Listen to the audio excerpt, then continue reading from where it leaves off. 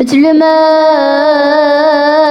أوحي إليك من الكتاب فأقم الصلاة إن الصلاة تنهى عن الفحشاء والمنكر ولذكر الله أكبر والله يعلم ما تصنعون. السلام علیکم ورحمۃ اللہ وبرکاتہ. الحمد للہ وکفا والصلاة والسلام علی من لا نبی بعدہ اما بعد فاعوذ باللہ من الشیطان الرجیم بسم اللہ الرحمن الرحیم. قرآن حکیم کے 21ویں پارہ کے خلاصہ کے اندر مختصر ترین 4 نکات پیش خدمت ہیں. عام طور پہ معاشرہ میں کچھ لوگ اخبار کے مطالعہ کے شوقین ہوتے ہیں، کچھ لوگ روزے کی حالت کے اندر بھی رسالے اور ڈائجسٹ پڑھنے سے باز نہیں آتے، اور بعض لوگ کالم تبصرے دیکھتے ہوئے پڑھتے اور سنتے ہوئے اسی انداز سے کچھ لوگ اینکر پرسنز کے ڈائیلاگز کے اندر، اور کچھ لوگ تاریخی ڈراموں کے نام پہ شرک و بدعت و خرافات کو دیکھتے ہوئے اپنا وقت ضائع کرتے ہیں. تو اللہ رب العالمین نے انسانوں کی جبلت اور نیچر کو چونکہ تخلیق فرمایا ہے، وہ جانتا ہے کہ انہوں نے کچھ نہ کچھ پڑھنا ہے، تو اللہ رب العالمین نے ان کو بہترین مطالعہ کا حکم دیا جو ان کے لیے انتہائی شاندار ہے، دنیا میں بھی اور آخرت کے حوالہ سے بھی. اللہ فرماتے ہیں اتل ما اوحی الیک من الکتاب، کہ تم اللہ رب العالمین کی نازل کردہ کتاب یعنی قرآن مجید کو پڑھو.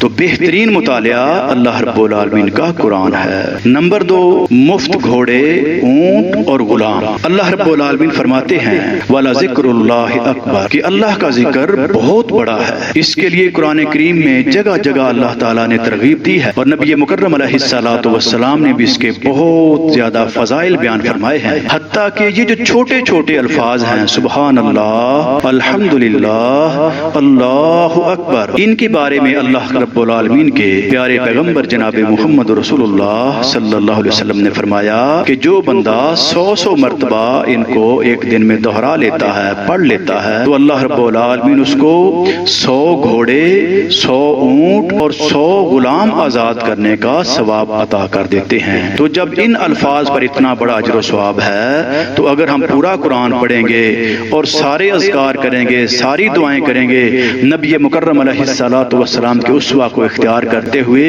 جب ساری عبادات کریں گے، تو کیسی کمال کی نیکیاں اللہ عطا کرے گا اور کیسے عظیم فضائل ہمارا مقدر بنیں گے.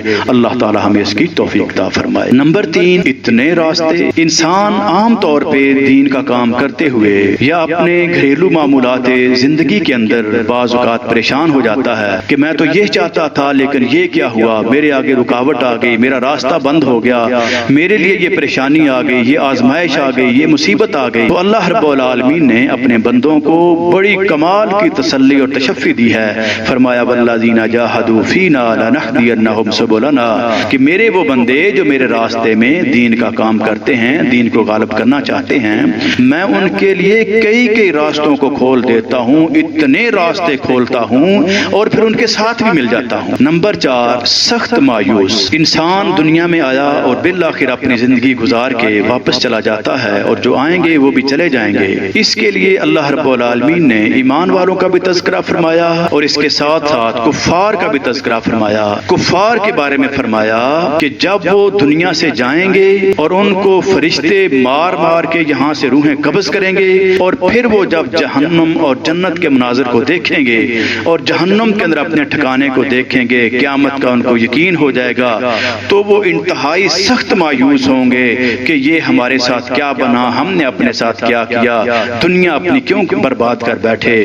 تو اللہ رب العالمین نے دنیا میں رہتے ہوئے انسانوں کی تربیت کے لیے واضح انداز سے فرما دیا، جنہوں نے اللہ رب العالمین کے حکم کو مانا تو وہ بہترین زندگی بسر کر کے گئے. ابھی ان دنوں کے اندر ایک بہت بڑی شخصیت کہ جنہوں نے کئی اشرے مسلسل قرآن و سنت کے نور کو پوری دنیا میں پھیلایا، اور پوری دنیا میں ہزارہا ان کے شاگرد اس وقت کام کر رہے ہیں. اور اسی طریقے سے 2 عظیم شخصیات بھی دار فانی کو چھوڑ گئیں. اللہ رب العالمین ان کے درجات بلند فرمائے، ان کی خامیاں کوتاہیاں معاف فرمائے، اور ان کے تمام لاحقین کو صبر جمیل عطا فرمائے.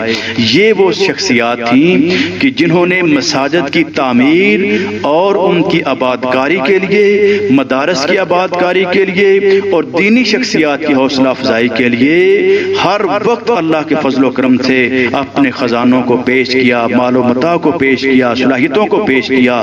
اللہ تعالی ہمیں بھی اس کام کو جاری و ساری رکھنے کی توفیق عطا فرمائے۔ وآخر دعوانا ان الحمد للہ رب العالمین۔